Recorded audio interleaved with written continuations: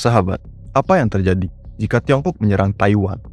Mari kita melihat dampak ekonomi. Akhir-akhir ini, ketegangan Tiongkok dan Taiwan meningkat. Jadi, yang pertama, sebelum masuk ke topik awal, kita lihat dulu dampak perang Rusia-Ukraina. Negara Barat banyak memberikan sanksi ke Rusia, terutama sanksi ekonomi. Dan Rusia membalas sanksi itu dengan menyetop ekspor gas dan minyaknya, yang membuat harga gas dan minyak melambung tinggi, termasuk di Indonesia, yang awalnya Pertalite 7 ribuan menjadi 10 ribu. Pertamax yang awalnya sebelum perang di bawah 10 ribu menjadi di atas 13 ribu. Ketika itu, terjadi juga inflasi di Eropa, dikarenakan beberapa negara di Eropa masih bergantung kepada gas Rusia. Itu dari migas. Kalau dari pangan bagaimana? Ukraina salah satu penghasil gandum terbesar di dunia. Ketika perang terjadi, Ukraina terganggu untuk mengekspor gandum. Alhasil, harga gandum dunia meningkat. Seperti hukum demand dan supply. Ketika permintaan lebih tinggi daripada supply, maka harga akan meningkat, dan sebaliknya, ketika supply lebih tinggi daripada permintaan, maka harga akan menurun. Mari kita masuk ke judul awal. Apa yang terjadi jika Tiongkok menyerang Taiwan? Pertama-tama, mari kita lihat ekonomi Tiongkok. Tiongkok memiliki PDB atau pendapatan domestik bruto terbesar di dunia nomor 2, setelah Amerika.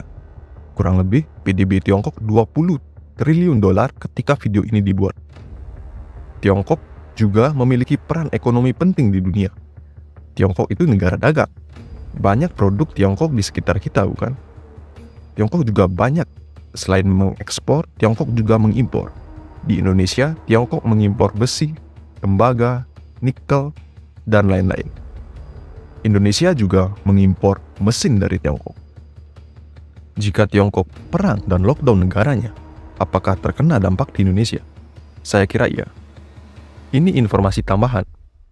Tiongkok memiliki kurang lebih 1,4 miliar jiwa, yang dimana banyak masyarakat Tiongkok yang jalan-jalan keluar negaranya setiap tahun. Jika Tiongkok menutup negaranya, maka turis Tiongkok berkurang dan itu berdampak pada pariwisata dan ekonomi, yang dimana negara atau wilayah yang masih bergantung pada pariwisata pasti akan terdampak. Selanjutnya, mari kita lihat ekonomi Taiwan.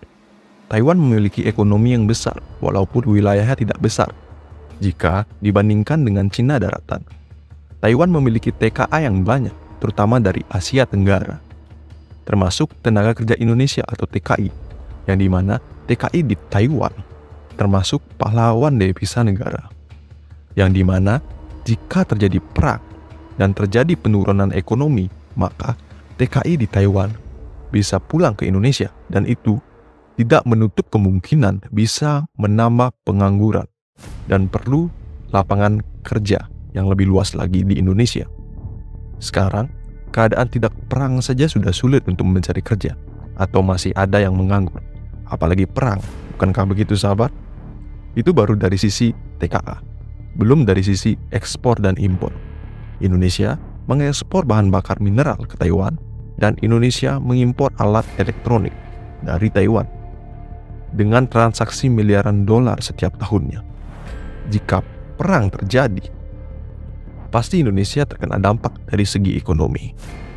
Kesimpulannya adalah, jika terjadi perang dan penutupan perdagangan, dan terjadi perlambatan investasi dikarenakan Tiongkok perang dengan Taiwan, maka efek yang Indonesia dapatkan tentunya sangat besar. Dikarenakan Tiongkok mitra utama Indonesia atau mitra dagang utama Indonesia, dan Taiwan juga salah satu mitra dagang terbesar Indonesia.